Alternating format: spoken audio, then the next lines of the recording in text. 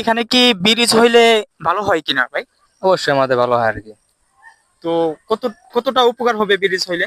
মনে করেন যে আমাদের এই পাড়ের অনেকে সবারই বেশিরভাগ মানুষের হ্যাঁ। ক্ষেত মানে এইদিকে এই পাড়। এখন আমরা আছি কৃষ্ণাদিয়া, এটা হচ্ছে মুকশিদপুর থানা, গোপালগঞ্জ জেলা। আর ওই অপর পাশে যেটা দেখতে পারতেছেন, ওইটা হচ্ছে কামাইদিয়া, বল্লভদী ইউনিয়ন, সালতা থানা, ফরিদপুর জেলা। তো আসো এদিকে আগে আসো। তো এখানে দেখতে পারতেছেন যে বড় একটা নদী, কুমার নদী কয়।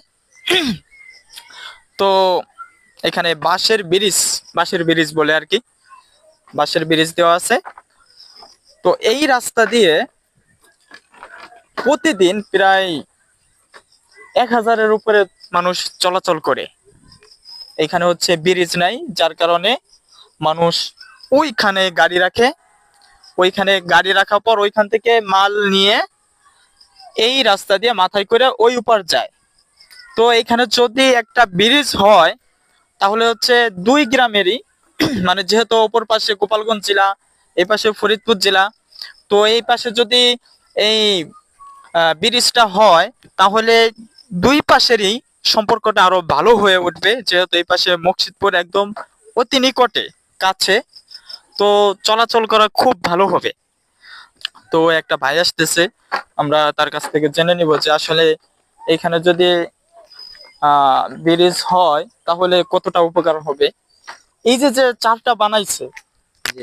এইখানে কি ব্রিজ হইলে ভালো হয় কিনা ভাই? অবশ্যই আমাদের ভালো হয় আর কি। তো কতটা উপকার হবে ব্রিজ হইলে? মনে করেন যে আমাদের এই পাড়ের অনেকে সবারই বেশিরভাগ মানুষের হ্যাঁ। ক্ষেত মানে এইদিকে এই পাড়। তোমাদের কোনো যদি কোনো মানে মানে এগুলো আনতে হয়, মনে করেন নয় বাঁশ খেলে ঘুরে আনতে হবে, নাহলে কুমারকান্দ হয়। আমাদের এতে যে যানবাহন খরচটা বেশি হয় আর কি, এবং খাটনিও বেশি হয়। অনেক সময় অনেক জন আসতে চায় না, ওই সাইডে কাঁচা রাস্তা আছে, এদিক দিয়ে হইলে আমাদের অনেক সুবিধা হয় আর কি। তো আমরা ভাইয়ের কাছে জিজ্ঞাসা করলাম যে কতটা উপকার হয় এখানে যদি ব্রিজটা হয়। তো বিশেষ করে এটা যেহেতু দুই জেলার ভিতরে পড়ছে না, দুই জেলার ভিতরে যারা আছে আর কি, দায়িত্বে আছে আর কি, এই খাল বিল ব্রিজ এরিসে যারা দায়িত্বে আছে, তাদেরকে আহ্বান করব আপনারা আসেন, এখানে দেখেন যে এখানে যদি ব্রিজটা হয় তাহলে কতটা উপকার হয়। তো ভিডিওটা বেশি বেশি শেয়ার করে দিবেন। ভালো থাকবেন।